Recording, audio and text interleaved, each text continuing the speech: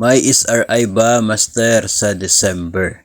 So isang tanong na ating natanggap po. Ang sagot po natin dyan ay depende. Depende po talaga.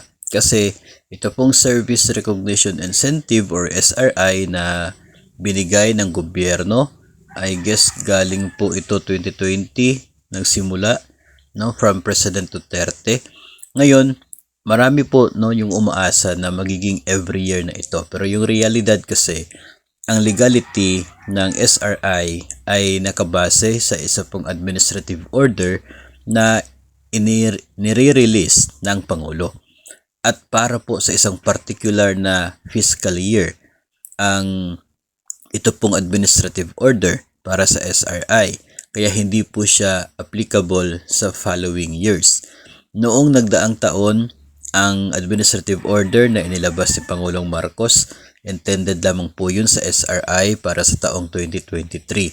So wala pong basihan pa sa ngayon para sa SRI 2024. Kaya nga po sinasabi natin na depende kasi pwedeng mag-release ng kanya pong bagong AO, administrative officer, administrative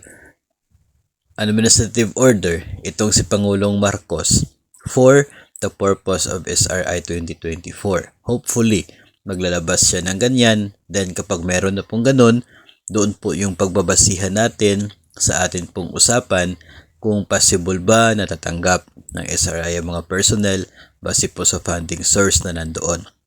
Pero kung wala pong administrative order na ilalabas ang Pangulo until December, ay wala po tayong aasahan na SRI or Service Recognition Incentive para po sa taong ito. Every year po, iba-iba yung legal basis ng SRI. So, yung legal basis last year, hindi na po siya applicable ngayon dahil specific siya sa isa pong fiscal year. So, abang-abang tayo sa future na mga buwan, kung maglalabas ng order ang Pangulong Marcos, then ipapaalam po natin sa inyo if ever meron po tayong aasahan na SRI.